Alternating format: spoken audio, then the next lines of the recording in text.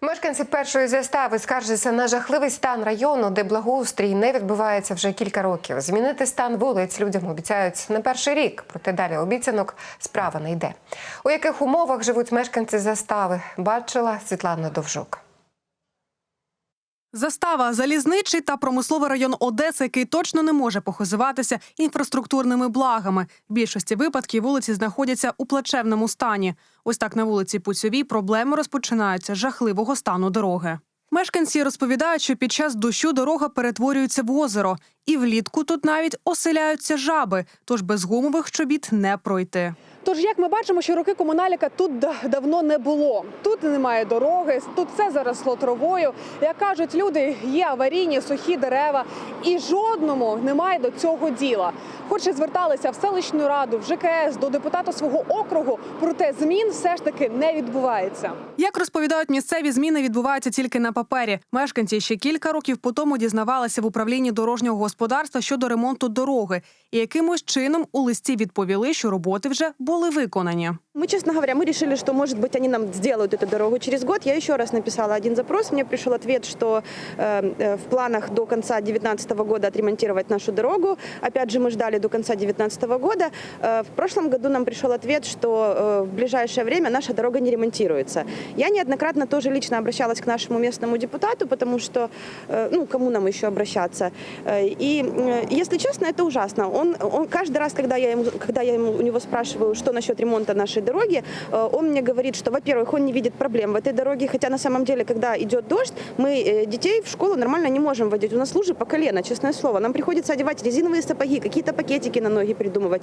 Второй его аргумент, он считает, что жители улицы Путевой недостойны новой дороги, потому что он говорит, что если поделить стоимость дороги на количество избирательной, это сильно много на каждого избирателя будет. Олег Етнарович, депутат цього округу, розповідає, що зміни на районі відбуваються, але не так швидко. Когда начинал эту работу, на всем микрорайоне 140 улиц, из них 70 было не заасфальтировано.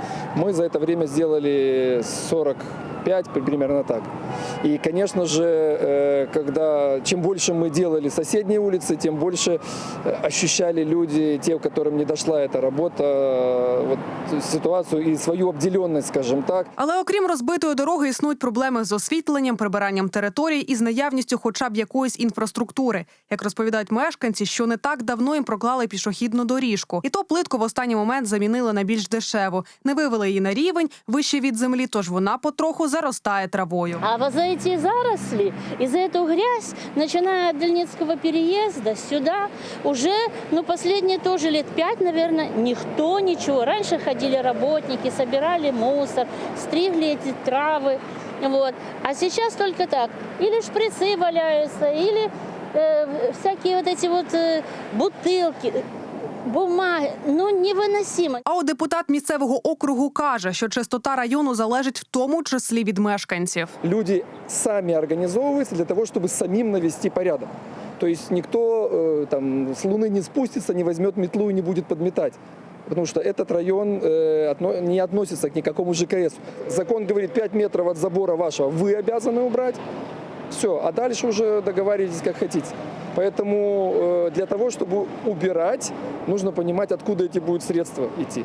И закон говорит четко, что на данный момент это полномочия органов самоорганизации населения. Програма благоустрою околиць, яка була презентована мером Трухановим, як ми бачимо, свого часу не дала видимих результатів. Хоч вона була достроково припинена, альтернативних рішень благоустрою подібних районів так і не вигадали. Світлана Довжук, Одеса Лайв.